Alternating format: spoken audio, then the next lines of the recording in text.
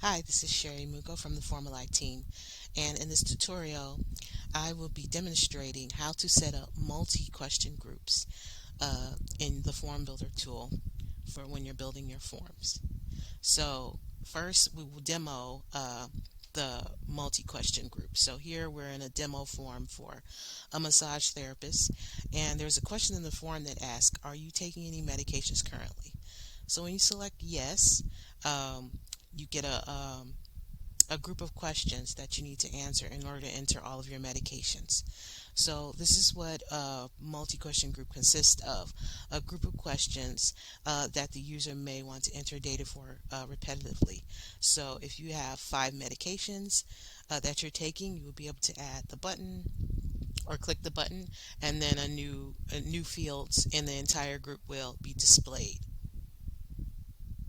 So as you can see, if you keep clicking the button, then you'll get the a new group to add the next medication.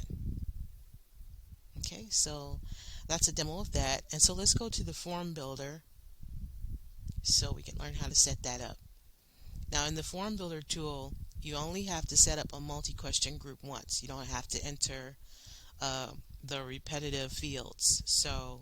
And then when you're adding the first field, most of actually the configurations for the entire group will be configured as you add the first field, or when you go back and you'll be able to go back and edit any configurations for the entire group once you add at least one field. So let's add the first form field, which is a text box. So you have your normal text box here, but since you do want it to go in a multi-group, you would not select this. You would select multi-question group text box.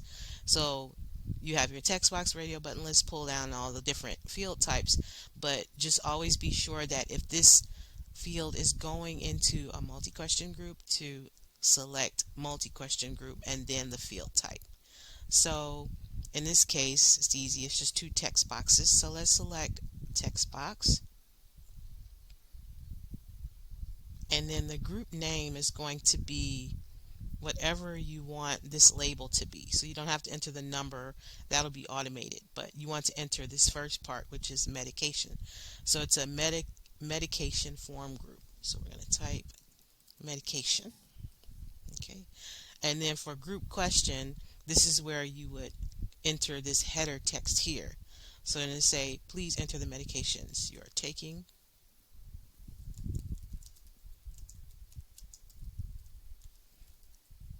Actually, no, that's incorrect. Nope, yep, that's correct. I'm thinking it goes in the question. So please enter the medications you are taking.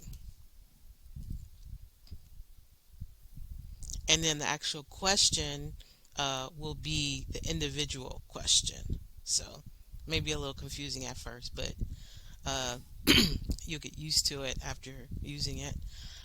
So here's question. The question is name, and then we're going to leave everything else by the default.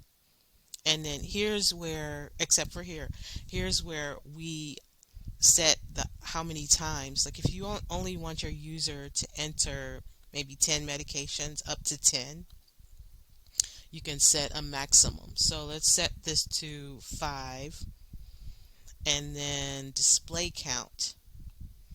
We will this is mainly used for government forms, so you can always leave this to 1. If you have a basic web form, we're going to keep the display count to 1. But what it means is um, sometimes, like for government forms, when you have for example, the I-130 has multi groups, like enter your address history, and they have the first group displayed in the form, and then they have the second group displayed in the form. The rest of the fields go into a supplemental page.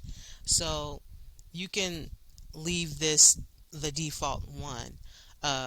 You can use it if you're using regular forms, but what it means is when you get to the form, they'll automatically see 2 groups displayed instead of just 1. So if you have 3, it'll show 3 already displayed for them. But with the default, you only see one group of questions when they first come to the page, and you'll not have to click the button to add additional questions. So we've set the max groups allowed to 5, and we're going to make all of the fields required. So we're going to leave optional unchecked, and then all questions must go into a section. So let's put it in massage, and then save the question. All right, so now you should see a preview of the group question, the configure icons and things like that if you have changes to make.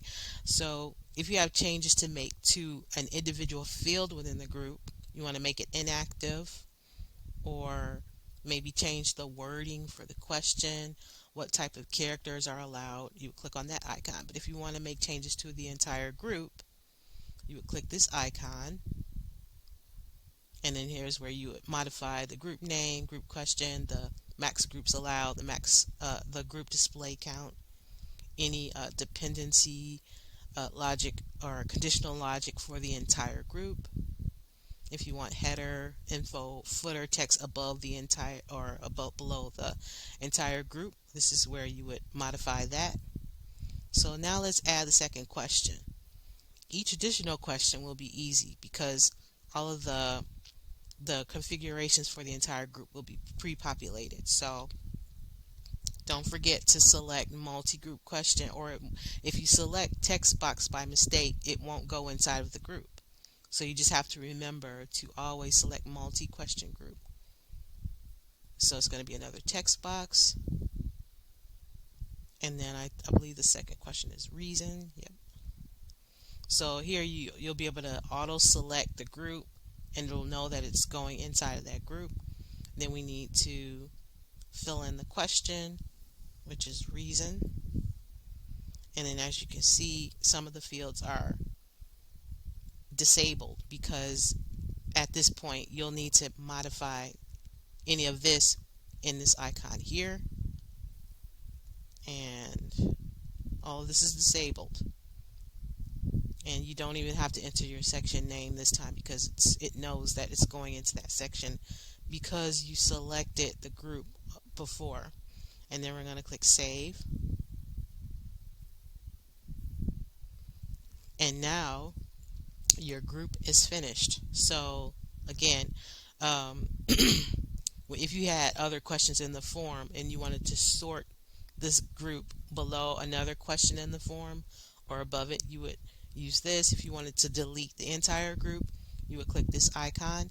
If you wanted to make the group inactive or modify anything within for the entire group, you would click these icons.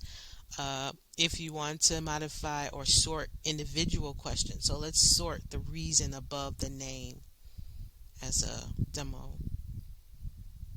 So I'm going to put it move before. So now we've sorted it above name. So these icons are for individual question configurations within the group. So, like I said before, since we're in the form builder tool, you only have to enter the information one time. And then since you set the group count here, it'll automatically do that for you when your form is published and rendered. So that will end this tutorial, and thanks for watching. See you in the next one.